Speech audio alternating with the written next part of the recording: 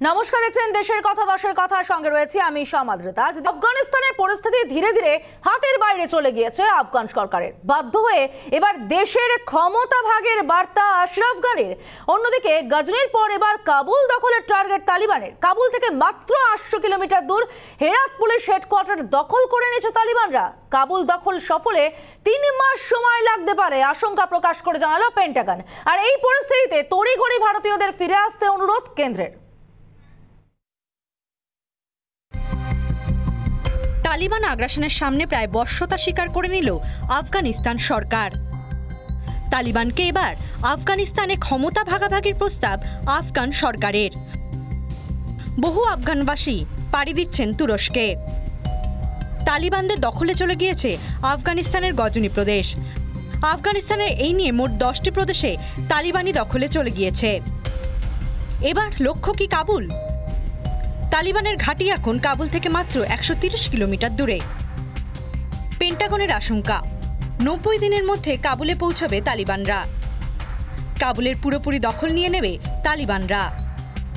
আশঙ্কা প্রকাশ মার্কিন সামরিক কার্যালয়ের। আফগান বাহিনীকে ভারতে দেওয়া উপহার Mi-24 হেলিকপ্টারের দখল নিয়েছে তালিবানরা।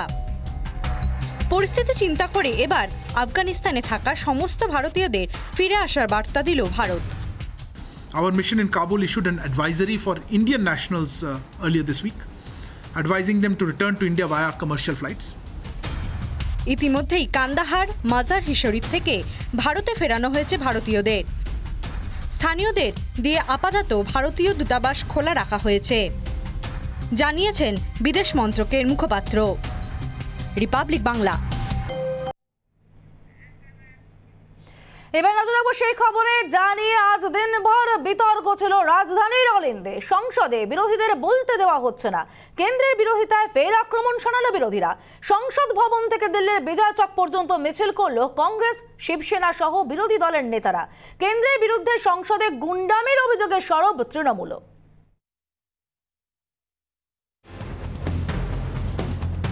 সময়ের আগে সংসদ অধিবেশন মুলতবি হওয়ায় ক্ষুব্ধ বিরোধীরা। সংসদে বিরোধীদের কণ্ঠরোধের অভিযোগের সরব তারা। কৃষি আইন এবং পেগাসাস নিয়ে নিজেদের অবস্থান স্থির করতে বৃহস্পতিবার বৈঠকে বসেছিল বিরোধী দলগুলি। প্ল্যাকার্ড হাতে নিয়ে সরকারের বিরুদ্ধে স্লোগান তুলে সংসদ ভবন থেকে বিজয় চক পর্যন্ত মিছিল করে বিরোধী দলের নেতা সাংসদরা।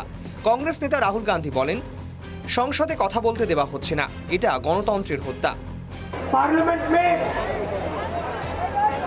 हम किसानों की बात उठाएं, दलितों की बात उठाएं, पिछड़ों की बात उठाएं, महिलाओं की बात करें, पार्लियामेंट में हमें बात करने नहीं देते। বাদল অধিবেশনে কোনো রকম আলোচনা ছাড়াই একের পর এক বিল পাশ করানোর অভিযোগে সরব হয়েছে তৃণমূল। কেন্দ্রের বিরুদ্ধে গুন্ডামির অভিযোগ তোলেন তৃণমূল সাংসদ Derek O'Brien. What did the opposition do? What option did the opposition have in a parliamentary democracy when the government crosses all limits? What do? Do we still sit in our seats and suck lollipops?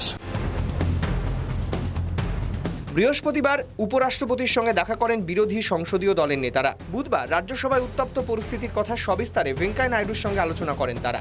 Republic Bangla. এদিকে বিরোধীদের সব অভিযোগ নস্যাৎ করে পাল্টা আক্রমণ কেন্দ্রের। বিল পাশ করানোর জন্য বিরোধীদের হুমকির শিকার হতে হয়েছে কেন্দ্রীয় মন্ত্রীদের। সাংবাদিকদের মুখোমুখি হয়ে বিস্ফোরক 8 কেন্দ্রীয় মন্ত্রী। অভিযোগ, সংসদের অন্দরে বিরোধীরা হুমকি দেন, বিল পাশ করালে আরো বড় গন্ডগোল হবে। বহিরাগত নিরাপত্তারক্ষী ডেকে এনে সাংসদদের মারধর করা হয়েছে, এই অভিযোগে বুধবার থেকেই সরব বিরোধীরা। কিন্তু তাদের বিরুদ্ধে পাল্টা সংসদে দাঁড়িয়ে হুমকি দেওয়ার অভিযোগ এনেছেন কেন্দ্রীয় মন্ত্রীরা। কেন্দ্রীয় বনাম বিরোধী বাদল অধিবেশনের শুরু থেকেই এই তরজা তুঙ্গে। সংসদে বিরোধীদের হেনস্থার অভিযোগ তুলে সরব হন বিরোধীরা। অভিযোগ ওঠে মার্শাল দিয়ে হেনস্থারও। পাল্টা সাংবাদিক সম্মেলন করেন 8 কেন্দ্রীয় মন্ত্রী। বিরোধীদের সমস্ত দাবি খারিজ করে উল্টে তাদের দিকেই আঙুল তোলেন অনুরাগ ঠাকুর সহ 8 মন্ত্রী। তাদের দাবি, বিরোধীদের লাগাতার বাধায় নির্ধারিত সময়ের 2 দিন আগেই শেষ হয়ে গেল সংসদের অধিবেশন। এমনকি সংসদে দাঁড়িয়ে বিল পাস করা নিয়ে বিরোধীদের হুমকির মুখেও পড়তে হয় তাদের।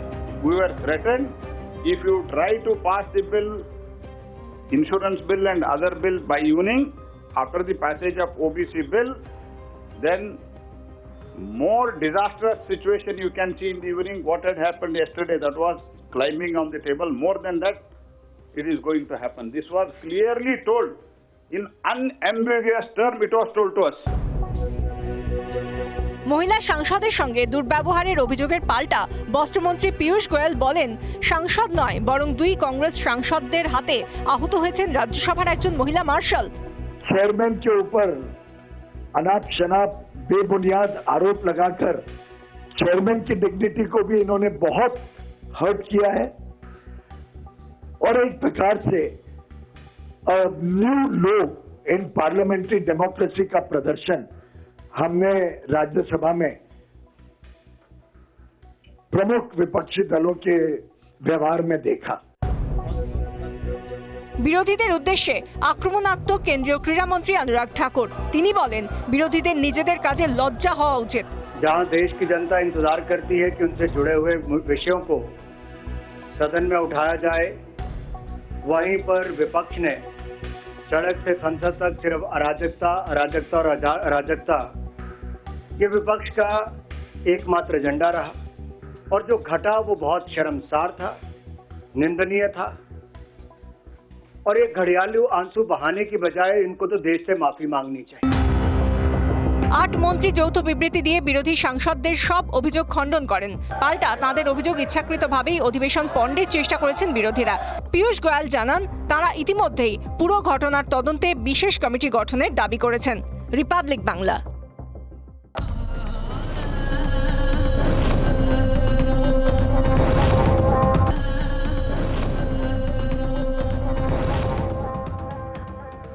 গণতন্ত্রের মন্দিরে বিরোধীদের অসংসদীয় আচরণের অভিযোগে চর্চা চলছিল। রাজ্যসভার নতুন সিসিটিভি ফুটেজ সেই বিতর্কের কফিনে কার্যত পেরেক ঠুকে দিল। যে ছবি বিরোধীদের অভিযোগ তো খণ্ডন করছেই, উল্টে সংসদে হইহট্টগোলের আসল ছবি প্রকাশ্যে এনে দিয়েছে। দেখুন।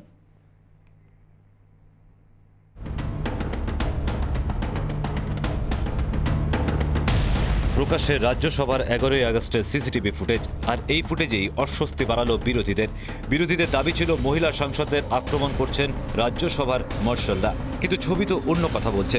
ফুটেজে দেখা যাচ্ছে মার্শালরা চেষ্টা করছেন বিক্ষোভরত সাংসদদের বসার নির্দিষ্ট জায়গায় সরিয়ে দিতে, কিন্তু পাল্টা সাংসদরাই আক্রমণ করে চলেছেন। কিছু সাংসদ স্লোগান দিচ্ছেন, কেউ কাগজ ছুটছেন, কেউ আবার মার্শালদের সঙ্গে ধাক্কাধাক্কি করছেন। তৃণমূল সাংসদ দোলা সেন ওয়েলে নেমে স্লোগান দিতে শুরু করেন। দোলা সেন পীযূষ গোয়েল ও প্রহ্লাদ যোশীর রাস্তা আটকাচ্ছেন। গোয়াল ও যোশীকে ধাক্কা দিচ্ছেন দোলা সেন। বিরোধীরা ওয়েলে নেমে কাগজ ছুঁড়ে ওড়াচ্ছেন। কংগ্রেস সাংসদ নাসির হুসেন, শিবসেনা সাংসদ প্রিয়াঙ্কা চতুর্বেদী, তৃণমূল সাংসদ অর্পিতা ঘোষ। দুই কংগ্রেস সাংসদ মহিলা মার্শালকে আঘাত করার চেষ্টা করছেন। এক কংগ্রেস সাংসদ মার্শালের ঘাড় বেয়ে ওঠার চেষ্টা করছেন। তৃণমূল সাংসদ ডেরেক পুরো ঘটনা রেকর্ড করছেন। মল্লিকার্জুন খড়গের নির্দেশে বিরোধীদের ওয়াকআউট। বুধবার বিরোধীদের অভিযোগ ছিল মার্শাল দিয়ে সাংসদদের হেনস্থা করা হচ্ছে। মল্লিকার্জুন খড়গের অভিযোগ, সাংসদের তুলনায় মার্শালের সংখ্যা ছিল বেশি। সংসদের ভেতরে মহিলা সাংসদরা সুরক্ষিত নন বলেও অভিযোগ তোলেন বিরোধীরা।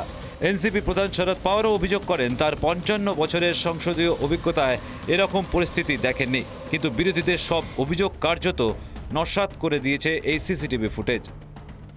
এর মধ্যেই পুরো ঘটনা তদন্তে বিশেষ কমিটি গঠনের দাবি জানিয়েছেন পীযূষ গোয়েল। রিপাবলিক বাংলা। চন্দ্রযান 2 এর পর এবার আর্থ অবজারভেশন স্যাটেলাইট মিশন ফের মহাকাশে ধাক্কা খেল ইসরোর গবেষণা অভিযান। সফল উৎক্ষেপণের পরও নির্দিষ্ট লক্ষ্যে পৌঁছতে ব্যর্থ ইসরোর কাঙ্ক্ষিত কৃত্রিম উপগ্রহ।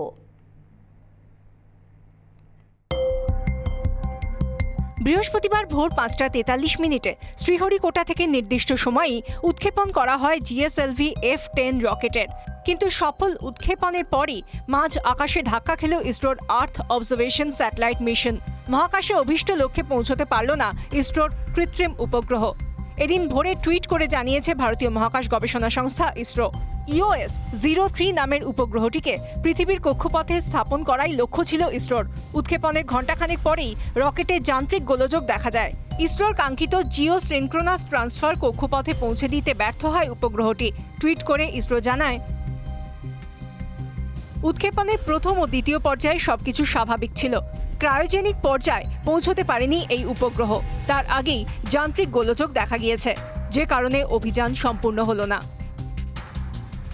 ইসরোর এই কাঙ্ক্ষিত জিও সিনক্রোনাস ট্রান্সফার স্যাটেলাইটের মাধ্যমে পৃথিবীর আবহাওয়া ও আগাম ধেয়ে আসা প্রাকৃতিক দুর্যোগের ওপর নজর রাখাই লক্ষ্য ছিল।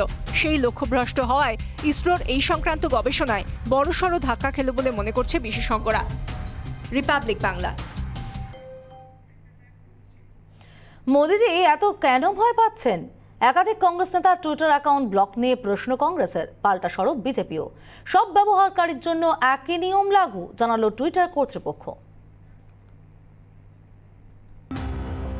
টুইটার একটি মাইক্রো ব্লগিং সাইট, তাকে চলতে হয় ভারতের আইন মেনে, কিন্তু তার বাইরে কারো কাছে কোনো বাধ্যবাধকতা নেই টুইটার বা এ জাতীয় সোশ্যাল সাইটগুলির। কিন্তু কংগ্রেসের টুইটার অ্যাকাউন্ট বন্ধ করা নিয়ে প্রধানমন্ত্রীকে তোপ কংগ্রেসের। গত কয়েকদিন আগেই একাধিক বিজেপি নেতা, আরএসএস প্রধান, এমনকি উপরাষ্ট্রপতির টুইটার অ্যাকাউন্ট থেকেও ব্লুটিক সরিয়ে দিয়েছিল টুইটার।